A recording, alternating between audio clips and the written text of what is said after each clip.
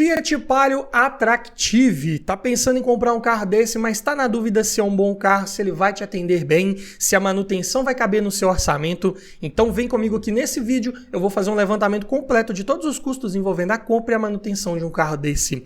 Vamos falar aqui de documentação, seguro, cesta de peças completa, lista de equipamentos, parte mecânica, consumo, pontos positivos e negativos, tudo em detalhes. Então se já gostou do tema, não esqueça de deixar aquele like no começo do vídeo para fortalecer o canal.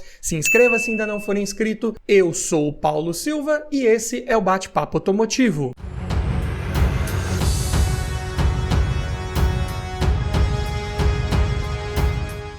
E o Fiat Palio aqui em análise, como eu disse, é na versão Attractive com motor 1.4, 8 válvulas, flex manual ano 2011. Aqui numa versão intermediária dessa quarta geração aí do Fiat Palio. E vamos começar falando aqui dos custos envolvendo a compra de um carro desse. Todos os preços que eu disser nesse vídeo foram cotados em outubro de 2023, começando pelo valor da tabela KBB, que nesse vídeo vai fazer referência a um veículo em bom estado de conservação, com a quilometragem média de 10 mil quilômetros rodados por ano e preço médio de venda particular. Está em R$ 29.725. Já a tabela FIP um pouco acima desse valor, R$ 30.097. E uma vez adquirindo um carro desse, você vai precisar transferir ele para o seu nome. E a taxa de transferência esse ano ficou em R$ 246,81. Também vai precisar colocar as placas Mercosul, se estiver adquirindo esse carro de um outro município e ele não vier com as placas instaladas. Em média, aqui na minha região é cobrado em torno de R$ 300.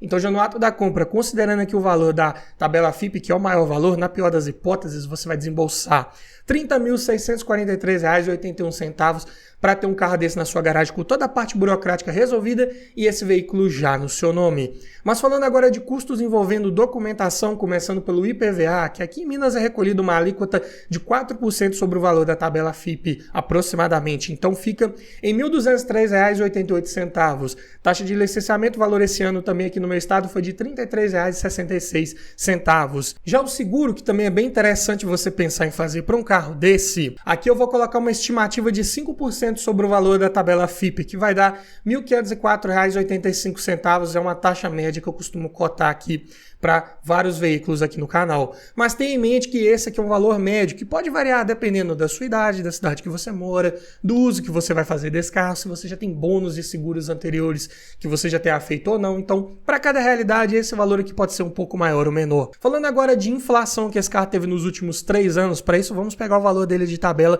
cotado exatos 3 anos atrás, ou seja, em outubro de 2020, esse carro estava avaliado em R$ 22.098. Diminuindo do valor de tabela atual e dividindo por 3, ele teve uma inflação média por ano nos últimos 3 anos de R$ 2.666,33, o que dá 12,07% de inflação média por ano, ou seja, nos últimos 3 anos ele subiu mais de 36%, o que é um número bem alto aí, mesmo para os padrões aí desse mercado mais recente aí que foi bem atípico, né? Um carro que sim, foi bem inflacionado, foi bem procurado aí na época, consequentemente hoje ele está bem mais caro. Mas não dá para usarmos esse valor aí como estimativa para sabermos como vai estar o preço dele daqui a 3 anos, calcularmos aí talvez uma possível depreciação.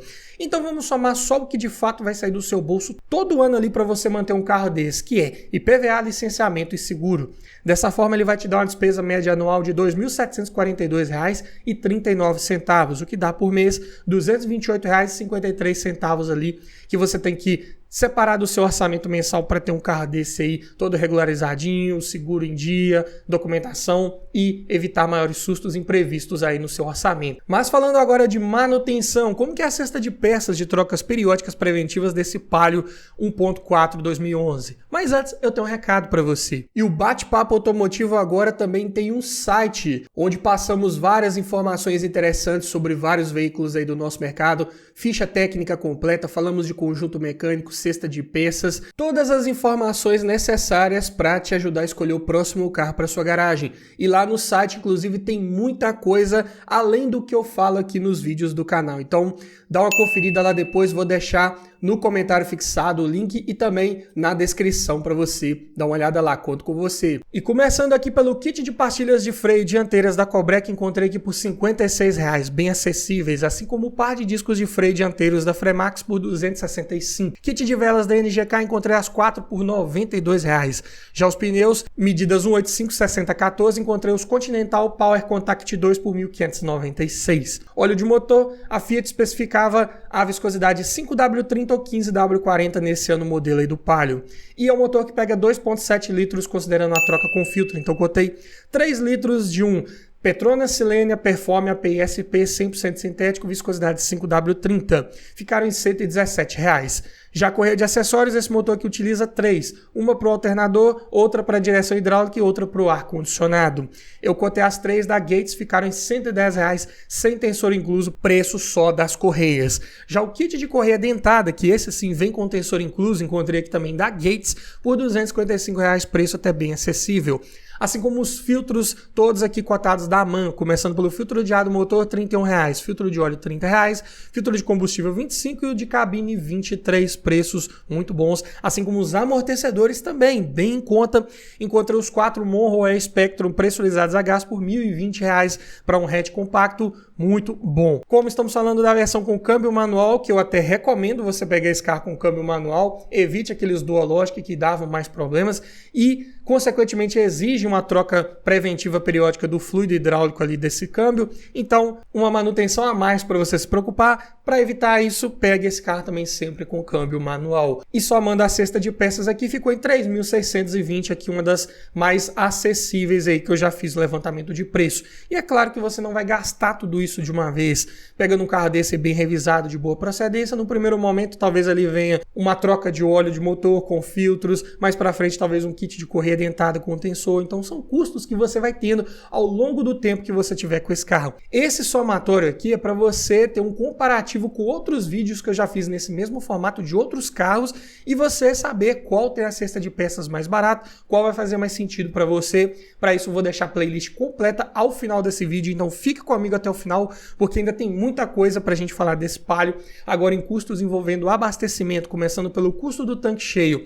Motor flex, mas vou fazer uma cotação aqui com gasolina, que está numa média de R$ 5,39 o litro aqui na minha região. E é um carro com um tanque de 48 litros de capacidade, então fica em R$ 258,72 para enchê-lo. Falando de consumo, pegando aqui dados oficiais, na cidade é um carro que faz 7,4 km por litro com etanol, 9,5 com gasolina. Estrada 9,8 no etanol, 12,8 na gasolina. Médias até bem aceitáveis, se tratando de um motor 1,4, e na prática você consegue números melhores, claro, dependendo da sua forma de guiar, do trajeto e do trânsito que você pegar.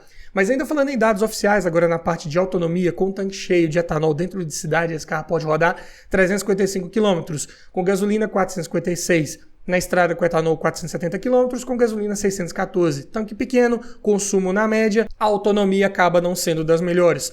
Pode ser um pouco melhor na prática se você andar de forma tranquila e conseguir médias acima daquelas que eu mencionei ali como oficiais.